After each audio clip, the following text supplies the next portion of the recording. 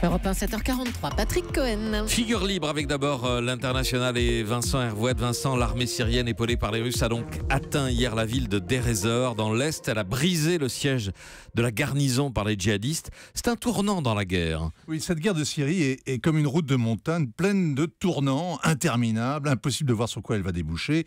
Et parfois on a le vertige, mais souvent la nausée. Le calvaire de Deir ez-Zor n'a pas fait beaucoup pleurer Margot depuis 3 ans, et pour cause. D'abord, Deir ez-Zor, c'est un souvenir atroce, ce sont les camps de concentration du génocide arménien.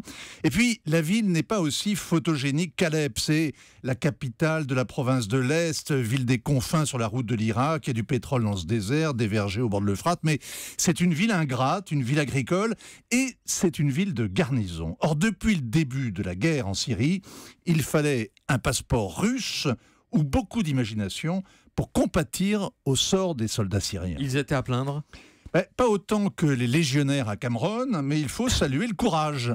À Deir ez-Zor, quelques milliers de loyalistes ont résisté pendant près de 3 ans aux assauts des djihadistes, qui leur promettaient le massacre et ensuite l'enfer.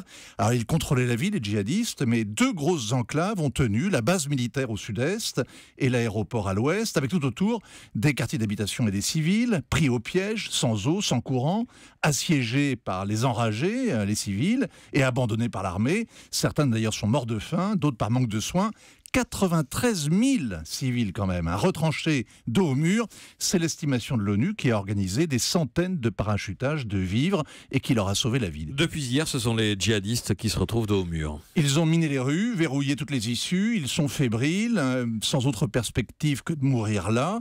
L'armée ne fait pas de prisonniers, les supplétifs chiites encore moins. À Deir ez-Zor, comme à Mossoul ou à Raqqa, le califat sombre. Ceux qui ont fui à temps se réfugient au désert, à la frontière irakienne, ou alors ils retournent au terrorisme. On a dénombré depuis 1 an 1500 attaques dans les villes d'Irak et de Syrie libérées de l'État islamique. Les habitants de Deir ez-Zor qui ont survécu ne sont pas prêts de cultiver leur jardin en paix. Vincent Hervouet. Hélène Jouan. En quoi est-ce un tournant stratégique que cette libération de Deir ez-Zor ? C'est un succès pour Bachar el-Assad qui est considérable parce que l'armée syrienne, épaulée par les Russes, finalement est arrivée par le désert. C'était une offensive une cavalcade assez impressionnante. Et elle a pris de court les miliciens armés par les Américains qui attendaient de passer à l'assaut, qui hésitaient depuis des mois.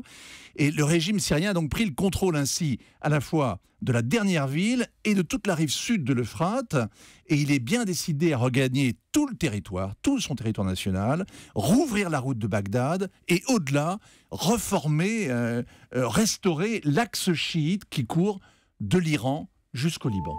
Europe 1.